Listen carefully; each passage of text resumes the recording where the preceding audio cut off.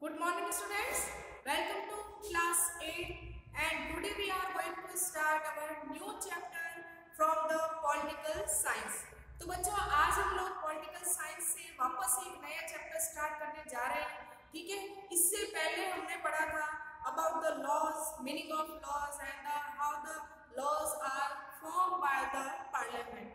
तो अभी तक हम लोगों ने बच्चों पॉलिटिकल साइंस के 4 चैप्टर कंप्लीट कर लिए और आज हम लोग 5th चैप्टर से वापस इसी सब्जेक्ट को स्टार्ट कर रहे हैं। तो देखिए बच्चों, आपका जो ये 5th चैप्टर है ये भी आपके 4th चैप्टर से कहीं ना कहीं इंटरकनेक्ट है।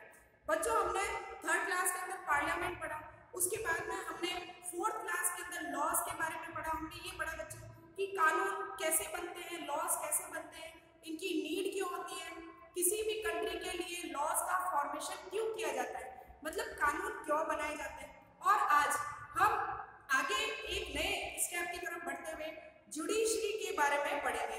तो सबसे पहले बच्चों अगर हम लोग बात करें कि जुडिशरी होता क्या है, तो सिंपल से मीनिंग में हम लोग कहते हैं कि कोर्ट का जो सिस्टम है उसी को जुडिशियल सिस्टम कहते हैं। और किसी भी कंट्री के अंदर जब कानून होते हैं, है ना, जब लॉज बनाए जाते हैं तो उन लॉज के अकॉर्डिंग जनता काम कर रही है या नहीं कर रही है, गवर्नमेंट लॉज के अकॉर्डिंग चल रहा है या नहीं चल रहा है, क्या हमारे फंडामेंटल राइट सिक्योर है या नहीं है, इन चीजों को इंश्योर करने के लिए जुडिशरी बनाई जाती है ताकि सिस्टम बना रहे, कानून बना रहे, है ना, और कहीं पर भी कोई अपराध ना हो। तो इस तरह से जुडिशरी का बच्चों अपना एक बहुत ही इंपॉर्टेंट रोल है।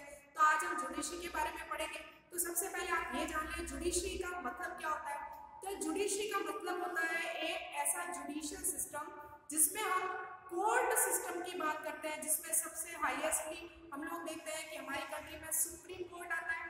और आपको पता है कि इंडिया का जो सुप्रीम कोर्ट है वो कहाँ है, न्यू दिल्ली के अंदर। बिल्कुल दिल्ली के अंदर हमारा सुप्रीम कोर्ट है, पूरी कंट्री का हाईएस्ट कोर्ट बच्चों ये माना जाता है। ठीक है, इसके बाद में सेकेंड लेवल पर आता है स्टेट लेवल। स्टेट लेवल पर हर स्टेट का अपना एक हाई कोर्ट होता है। अभी एट प्रेजेंटली हमारी कंट्री में 24 हाई कोर्ट है बच्चों। ठीक है, और इसी के अलावा अगर और लोअर लेवल पे जाएं तो लोकल लेवल पर बच्चों लोअर कोर्ट होते हैं जिसको हम सेशन कोर्ट कहते हैं। ठीक है, तो जुडिशरी का मतलब ही कोर्ट सिस्टम से होता है। हमारी कंट्री में कोर्ट जो है वो 3 लेवल पर बच्चों डिवाइड है। सुप्रीम कोर्ट जो पूरी कंट्री में एक ही होता है, फिर आता है हाई कोर्ट, हर स्टेट का अपना अपना एक हाई कोर्ट होता है।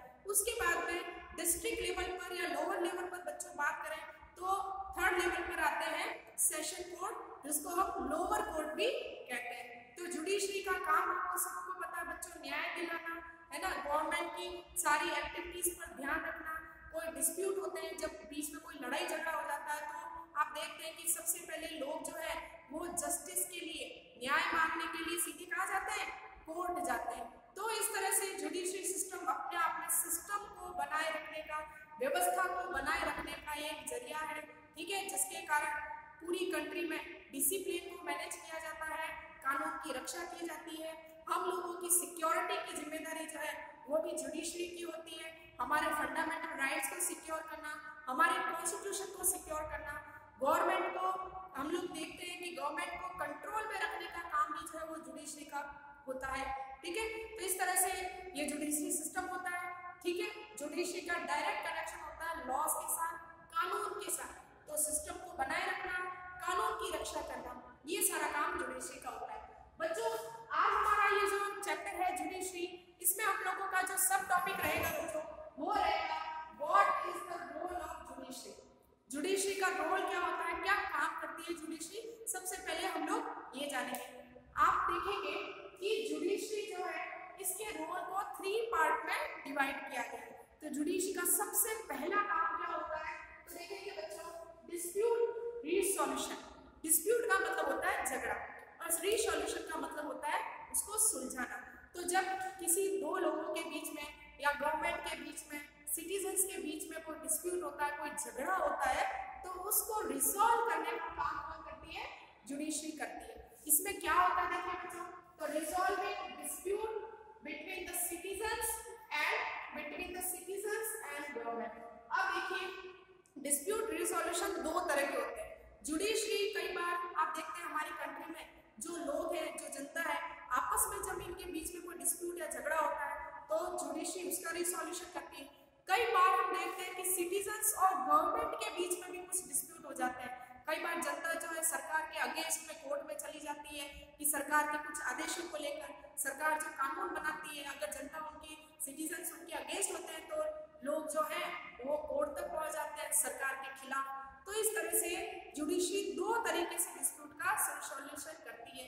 पहला, जब कोई दो लोगों के बीच का झगड़ा है उसका सुलझाना भी करेगी, और मान लीजिए सरकार और जनता के बीच में अगर कोई झगड़ा है तो उसका जो निपटारा है, उसका जो रिसोल्यूशन है वो भी कौन करता है? कोर्ट करती है, जुडिशरी करती है। बच्चों जुडिशरी का मतलब भी अपना अपने कोर्ट से, ठीक है। सेकंड क्या काम होता है? सेकंड, अगर हम लोग जुडिशरी के रोल की बात करें बच्चों तो देखेंगे जुडिशियल रिव्यू, और सबसे इंपॉर्टेंट काम माना जाता है ये जुडिशरी का।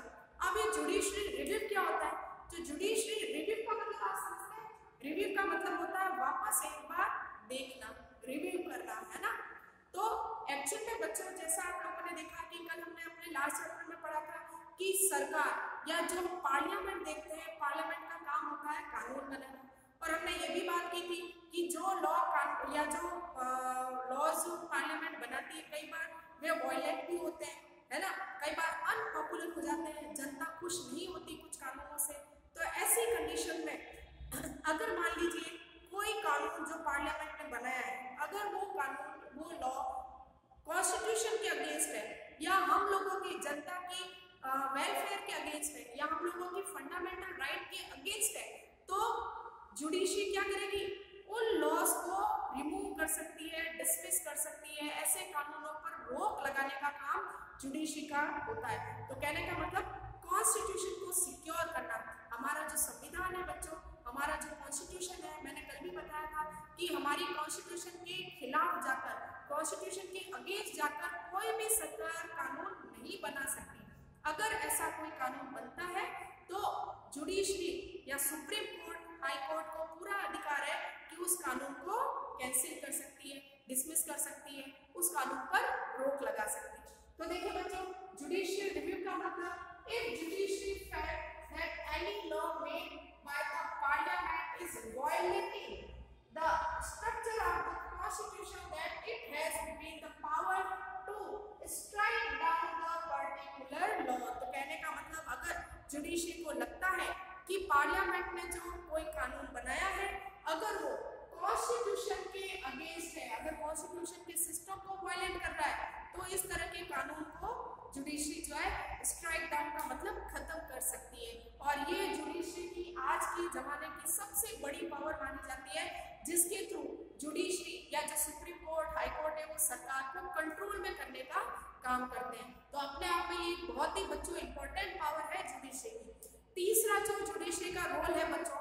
वो आप देखेंगे कि upholding the laws and the enforcing fundamental rights. Upholding the laws मतलब कानून व्यवस्था को बनाए रखना, एंड इन्फोर्सिंग फंडामेंटल राइट्स, और हम लोगों को जो 6 फंडामेंटल राइट्स मिले हुए हैं उनको इन्फोर्स करना, उनकी रक्षा करने का काम जो है वो जुडिशरी का होता है। तो देखिए बच्चों, पहले तो लिखा हुआ है अपहोल्डिंग द लॉज, कानून का सिस्टम बना रहे, है ना। कोई भी कहीं अगर अपराध हो रहा है, आप लोग देखते हैं आजकल कई सारे अपराध रोज हम लोग न्यूज़पेपर पढ़ते हैं, और हजारों लोग आप लोगों को इतनी बड़ी कंट्री देखने को मिलेंगे जो कहीं ना कहीं किसी न किसी अपराध में शामिल होते हैं। तो इनको सजा देने का काम और लॉज को अपहोल्ड करने का काम, कानून को बनाए रखने का काम जो है बच्चों वो होता है कोर्ट का। और इसी के साथ में हमारे जो फंडामेंटल राइट्स हैं, आपको पता है बच्चों, हम लोग पढ़ भी चुके हैं कि हमारे कॉन्स्टिट्यूशन में हमको 6 फंडामेंटल राइट्स दिए गए हैं। हम इस देश के सिटीजन्स हैं, इस कंट्री के सिटीजन्स हैं, और इसीलिए अपनी लाइफ को अपनी अकॉर्डिंग जीने के लिए, है ना, कुछ फंडामेंटल राइट, हमको कुछ अधिकार दिए गए, ठीक है। और कोई भी चाहे ऑर्गेनाइजेशन हो, कोई भी इंसान है, हमसे वो अधिकार नहीं छीन सकता। अब मान लीजिए आपको लगता है कि हमारे फंडामेंटल राइट्स हमसे छीने जा रहे हैं, हमारे अधिकार जो हमसे छीने जा रहे हैं, तो ऐसी कंडीशन में आप क्या करेंगे? हम लोग क्या करेंगे? हम लोग सुप्रीम कोर्ट जाएंगे, हम लोग हाई कोर्ट तक जाएंगे और अपने राइट्स की डिमांड करेंगे कि हमारे अधिकार जो है, हमारे जो फंडामेंटल राइट्स हैं वो और हमें अपनी अधिकारों की रक्षा करे। तो ऐसा काम कौन करेगा? तो सुप्रीम कोर्ट या हाई कोर्ट जो है हर सिटीजन के फंडामेंटल राइट को सिक्योर करने का काम करती है, कॉन्स्टिट्यूशन को सिक्योर करने का काम करती है। कंट्री में जो भी कानून बनाए जाते हैं उसका पालन लोगों से करवाने का काम जुडिशरी का होता है। तो इस तरह से बच्चों आप लोग देखें कि citizens of India can be approached to the Supreme or High Court if they believe that their fundamental rights have been violated। अगर मान लीजिए आपको लगता है कि हमारे फंडामेंटल राइट्स हमसे छीने जा रहे हैं, है ना, या हमारे अधिकार हम वायलेट हो रहे हैं, तो हम लोग कहाँ जाएंगे? या तो हम लोग जाएंगे सुप्रीम कोर्ट और या फिर हम कहाँ जाएंगे? High court. तो इस तरह से बच्चों ये तीन आप लोग देख रहे हैं कि 3 रोल्स हैं जुडिशरी के। जुडिशरी 3 तरह के काम करती है। सबसे पहले डिस्प्यूट सॉल्व करेगी, झगड़ा अगर किसी लोगों के बीच में या गवर्नमेंट के बीच में तो उसको रिजॉल्व करेगी। दूसरा देखिए जुडिशियल रिव्यू, पार्लियामेंट जो कानून बनाती है उस पर अपनी नजर रखती है। अगर कोई लॉ अगर कॉन्स्टिट्यूशन स्ट्रक्चर के अगेंस्ट है तो जुडिशरी को पूरा राइट है कि वो उस लॉ को, उस कानून को बंद कर सकती है, रोक लगा सकती है। थर्ड देखिए upholding the laws and secure the fundamental rights, और हम लोग जो कंट्री के सिटीजन हैं हमारे जो फंडामेंटल राइट्स हैं उनको सिक्योर करने का काम जो है बच्चों वो जुडिशरी करती है। तो इस तरह से आप लोग देख रहे हैं कि अपने आप में बच्चों कि ये जो जुडिशरी है अपना एक बहुत ही इम्पोर्टेंट रोल रखती है। हम लोगों की जो फंडामेंटल राइट्स है उनको सिक्योर करती है, कॉन्स्टिट्यूशन को सिक्योर करती है, ठीक है, डिस्प्यूट्स को रिजॉल्व करती है, ठीक है। अब आगे हम लोग देखेंगे कि इस जुडिशरी के अगर हम बात करें इंडिपेंडेंट जुडिशरी, तो हमारा सेकंड बच्चों सब टॉपिक है वो है इंडिपेंडेंस ऑफ जुडिशरी। अब देखिए सबसे पहली बात तो बच्चों कि ये इंडिपेंडेंस ऑफ द जुडिशरी का मतलब क्या है। इंडिपेंडेंस का मतलब क्या होता है? फ्री होना, आजाद रहना, जहां पर किसी बाहरी पावर का प्रेशर ना हो उसे फ्रीडम कहते हैं। लेकिन यहाँ पर आप जरा इमेजिन कीजिए कि मान लीजिए किसी सुप्रीम कोर्ट या हाई कोर्ट के जज का अपॉइंटमेंट एक पॉलिटिकल पार्टी कर दे, ठीक है, तो क्या होगा कि उस पॉलिटिकल पार्टी का प्रेशर हमेशा उस जज के ऊपर बना रहेगा जो कोर्ट के अंदर बैठकर जुडिशरी का काम कर रहा है, जो जस्टिस कर रहा है। तो ऐसी कंडीशन में क्या होगा, वो जज जब भी कोई डिसीजन देगा तो पहले उसे उस पॉलिटिकल पार्टी का फोर्स सहन करना पड़ेगा, क्योंकि पार्टी को दबाव है, पर्टिकुलर वो आदमी जो है उस जज को दबा रहा है। और क्या बच्चों ऐसी कंडीशन में कोई जज जो है बिना किसी का फेवर लिए जस्टिस कर सकेगा? नहीं कर सकेगा। क्यों नहीं कर सकेगा? क्योंकि वहां पर कुछ पॉलिटिकल पार्टीज या कुछ पॉलिटिशियंस का पावर किसके ऊपर है? जज के ऊपर है। जज को बार बार वो लोग डराएंगे, धमकाएंगे, उसके ऊपर प्रेशर डालेंगे। क्या प्रेशर डालेंगे? कि जो भी फैसला दिया जाए हमारे फेवर में दिया जाए, हमारे अकॉर्डिंग होना चाहिए। तो ऐसी कंडीशन में क्या होगा, जो जज फैसला दे रहा है क्या वो बिल्कुल सही होगा? बिल्कुल नहीं होगा बच्चों, क्योंकि जस्टिस का मतलब ही क्या होता है? बिना किसी का पक्ष लिए, बिना किसी का भेदभाव किए डिसीजन देना ही जस्टिस कहलाता है। लेकिन अगर कोर्ट में बैठा हुआ जज किसी के फेवर में अगर बिना भेदभाव कर अगर किसी के फेवर में डिसीजन दे रहा है तो क्या वो सही है? क्या वो फैसला सही होगा? हम लोग बच्चों ऐसी कई सारी फिल्म्स भी आप लोग देखते हैं, फिल्म के अंदर देखते हैं कि कई बार कुछ जजेस आपको फिल्म में दिखाई देते हैं जो रिश्वत लेते हैं, पैसा खाते हैं और फिर गलत डिसीजन दे देते हैं। तो क्या इसे आप इंडिपेंडेंट जुडिशरी कहेंगे? बिल्कुल नहीं कहेंगे। इंडिपेंडेंट जुडिशरी का मतलब होता है कि जब सुप्रीम कोर्ट और हाई कोर्ट में जो जज काम करते हैं बच्चों, उनके ऊपर किसी भी पॉलिटिकल पार्टी का प्रेशर नहीं हो। जो भी जज अपना डिसीजन दे रहा है वो फ्री माइंड होकर बिना किसी के प्रेशर में आकर अपना डिसीजन देता है, तभी उसे जस्टिस कहा जाता है। तो अब सबसे बड़ा क्वेश्चन यही उठता है कि हमारी कंट्री में जुडिशरी को इंडिपेंडेंस कैसे रखा गया है? मतलब ऐसा क्या तरीका अपनाया गया है कि जुडिशरी पर सरकार का या गवर्नमेंट के पावर से जुडिशरी को अलग किया जा सके? नहीं तो जैसा अभी मैंने बताया कि हो सकता है, फॉर एग्जाम्पल लीजिए, मान लीजिए हमारे कंट्री का जो पीएम है या हमारे स्टेट का जो सीएम है, हो सकता है वो जज पर प्रेशर डाले कि मैं जो कहूँगा वही आपको करना है। तो ऐसी कंडीशन में क्या होगा बच्चों कि जज जो है, जो सुप्रीम कोर्ट है, जो हाई कोर्ट है, वो अपनी इच्छा से सही फैसला नहीं दे पाएंगे, ठीक है। तो इसी कारण हमारी कंट्री में जुडिशरी को इंडिपेंडेंट रखा गया है। इंडिपेंडेंट का मतलब क्या, किससे अलग रखा गया है, लेजिस्लेटिव और एग्जीक्यूटिव से। तो एग्जीक्यूटिव और लेजिस्लेचर से जुडिशरी का कोई लेना देना नहीं है। कहने का मतलब सुप्रीम कोर्ट और हाई कोर्ट और इन कोर्ट के अंदर काम करने वाले जितने भी जज है बच्चों, उसके ऊपर उन जजेस का किसी भी पॉलिटिकल पार्टी से, किसी पॉलिटिशियन से, किसी भी गवर्नमेंट से कोई लेना देना नहीं होता है। जो भी जज होते हैं जब वो अपना फैसला देते हैं तो वो बिना किसी के प्रेशर में आए, जो सही है उसका फेवर लेते हुए डिसीजन देते हैं। तो देखते हैं बच्चों कि हमारी कंट्री में जुडिशरी को किस तरह से इंडिपेंडेंट रखा गया है। तो देखिए आप, separation of power among the judiciary, executive and legislature. तो आपको ये ध्यान रखना है कि हमारी कंट्री में जुडिशरी को इंडिपेंडेंट रखने के लिए, बाहरी दबाव से छुटकारा दिलाने के लिए सेपरेशन ऑफ पावर को अपनाया गया। सेपरेशन मतलब अलग और पावर का मतलब ताकत। तो हमारी कंट्री के अंदर बच्चों आपको पता है कि गवर्नमेंट के 3 जो है ऑर्गन्स होते हैं। हमने फर्स्ट डे ही बात की थी पॉलिटिकल साइंस जब स्टार्ट किया था कि सरकार के 3 अंग होते हैं, ठीक है। एक होता है एग्जीक्यूटिव, एक होता है लेजिस्लेचर और एक होता है जुडिशरी। तो हमारी कॉन्स्टिट्यूशन में जुडिशरी को पहले से कुछ पावर दे दी गई है, एग्जीक्यूटिव को भी अलग पावर दी गई है और लेजिस्लेचर को भी अलग पावर दी गई है। और साथ में ये भी कहा गया है कि ना तो लेजिस्लेटर एग्जीक्यूटिव के मामले में, ना ही जुडिशरी एग्जीक्यूटिव के मामले में, या आपस में ये लोग किसी के भी काम में इंटरफेयर नहीं करेंगे। सब जिनको जो काम मिला है वे लोग वही काम करेंगे। तो इस तरह से जुडिशरी को इंडिपेंडेंस रखने के लिए सेपरेशन ऑफ पावर को अपनाया गया। कहने का मतलब जुडिशरी को पहले से ही कॉन्स्टिट्यूशन ने कुछ पावर प्रोवाइड करा दी है। इसके अलावा एग्जीक्यूटिव की अपनी खुद की अलग पावर है, लेजिस्लेचर की अपनी खुद की अलग पावर है। तो तीनों की ही अपनी अलग अलग पावर है, तीनों को ही अपने क्राइटेरिया में काम करना होता है बच्चों। और ये तीनों ही जो होते से एक दूसरे पर प्रेशर नहीं डाल सकते और ना ही एक दूसरे के काम में दखल अंदाजी कर सकते हैं। तो कहने का मतलब जुडिशरी अपना आप में क्या है, फ्री है एग्जीक्यूटिव से और लेजिस्लेचर से। कहने का मतलब सरकार का, गवर्नमेंट का, पार्लियामेंट का किसी तरह का इंटरफेयर जुडिशरी के अंदर नहीं चलता है, ठीक है। अब देखिए executive and legislature can not interfere in the work of judiciary. तो कहने का मतलब हमारे कंट्री की जो एग्जीक्यूटिव है जिसमें आता है प्राइम मिनिस्टर और काउंसिल ऑफ मिनिस्टर और प्रेसिडेंट, और लेजिस्लेचर का मतलब है पार्लियामेंट से हमने बात की थी। पार्लियामेंट, इसमें 2 जो सदन होते हैं, लोकसभा और राज्यसभा। तो एग्जीक्यूटिव और लेजिस्लेचर दोनों ही इंटरफेयर नहीं कर सकती जुडिशरी के किसी भी मामले में।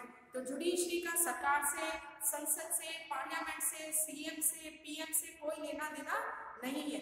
जब भी कोई झगड़ा, जब भी कोई डिस्प्यूट होगा, है ना, तो जुडिशरी इन लोगों के बिना किसी तरह के इंटरफेयर के अपना डिसीजन देगी। आगे देखिए, the courts are not under the government control.